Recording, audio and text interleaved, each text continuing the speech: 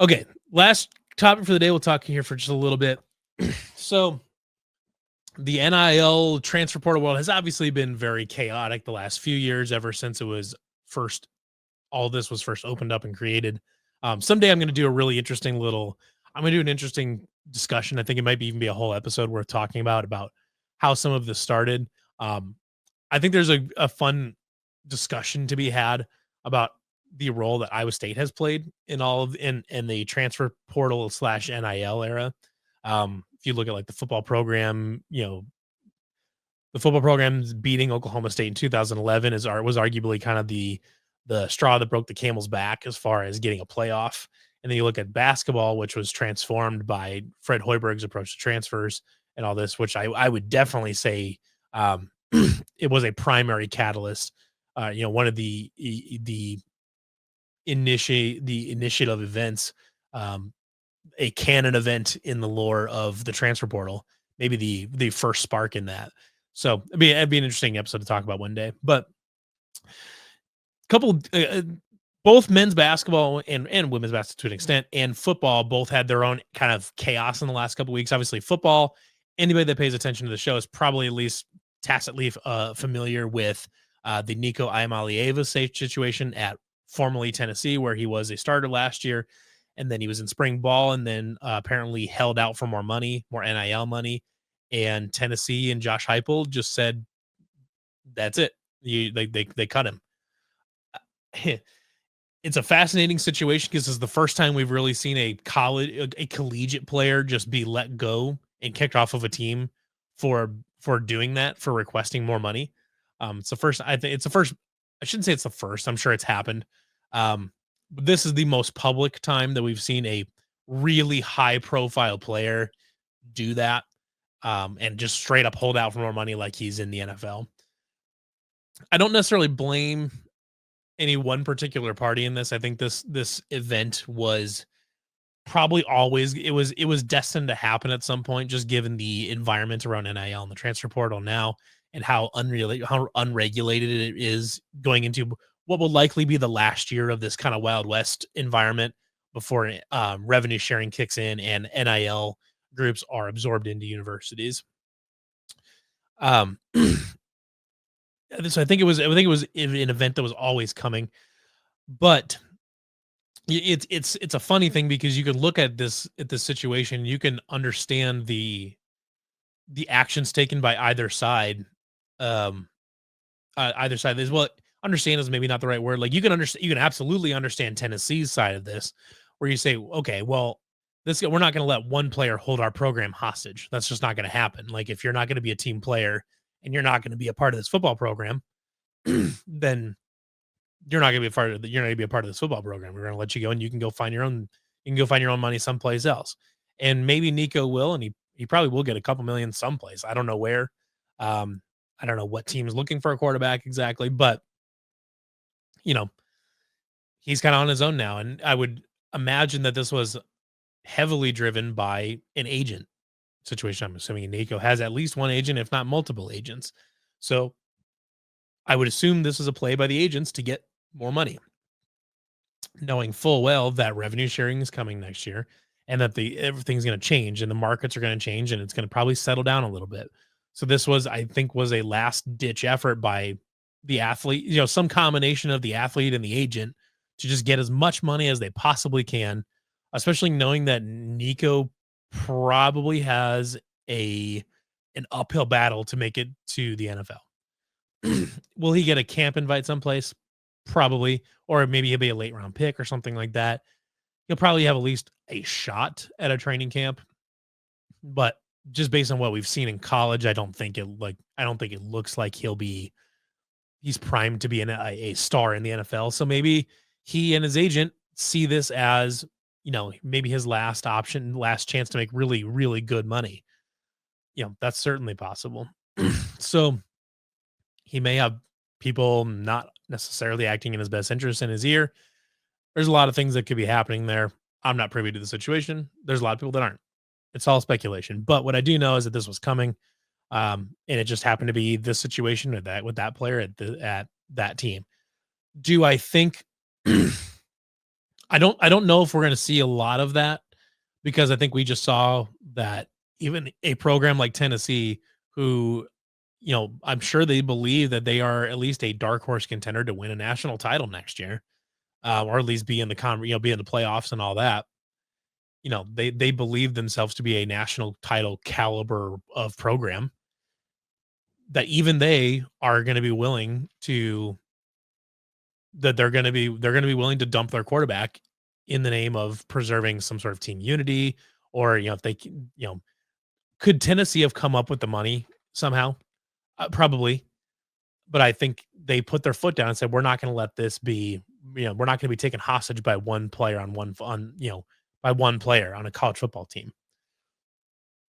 And I think that might set a precedent. Now, I think smaller programs will be a little bit more desperate. They Tennessee will have options. They'll be able to, you know, they'll be able to pull together cash to try to go get a good player out of the portal. Could be a number of guys. I would be surprised, and I'd be pretty surprised if they didn't at least like give Rocco back to call. I would be blown away if that goes anywhere.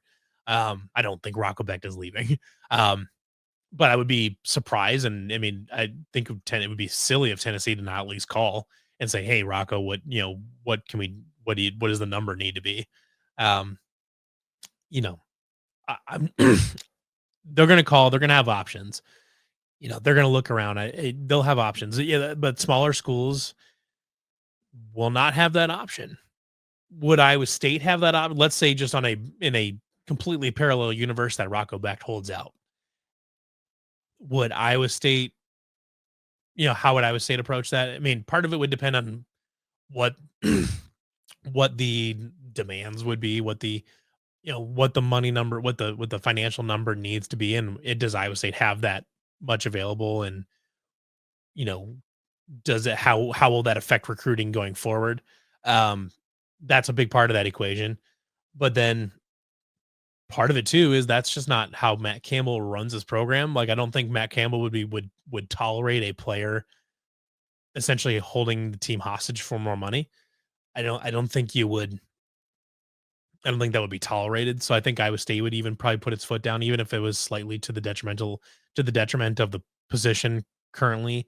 But I know, like specific to this situation right now, I mean, Connor Moberly did play some last year, and I know that it's early enough that like they would probably feel good enough about Connor Moberly to think that they could have him ready before the season and things like that. So like I don't think they would balk at something like that. I don't think they would give in necessarily. But you go down a level, go down to the G5, let's say, or even like a program in the Power 5 that's on the little bit lower end, like I hate to say this because they were in a playoff not that long ago, but like a Cincinnati right now, who's a team that's trying to push up further up into the middle of the conference or better. They're trying to go up, and let's say their quarterback held out. Could they afford to not try to figure it out? Or, would they be willing to just kick their quarterback out the door? G5 schools may not have an option. They wouldn't want to push their kid out, but they may not even really have a shot at um they may not really have a shot at keeping him if the money number is too big. So it's an interesting situation. It The circumstances are different all across college football based on what conference you're in, what your alumni base looks like, what your NIL situation looks like. But it's an interesting one. I do think this would be this event could be a signpost.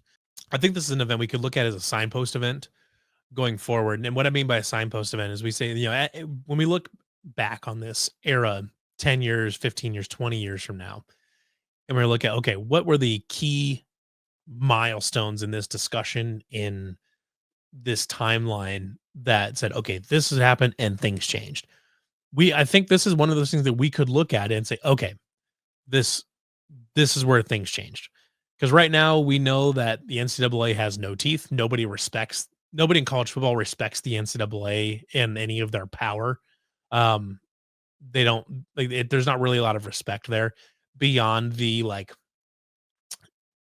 eligibility stuff, I guess, maybe like maintaining grades and things like that. The last remaining vestiges of the student athlete era. That's about as far as anybody respects the NCAA's authority. But so given that the NCAA has no teeth left anymore to enforce anything, you've got right now Ted Cruz and Cory Booker are in Congress trying to figure out what the legislation would need to look like to to fix all of this essentially. So everybody in college football, the powers that be have sat on their hands long enough that now Congress has to fix this, and a bipartisan effort to by Congress no less. Um, Gosh, Cory Booker and Ted Cruz, who would have thought? Um, but that's the situation we're in right now. And when you've got an athlete, a high end athlete, holding out for money in college, and a team just telling him to go kick rocks, basically, um, that's a big event. And I think this is one that's going to start.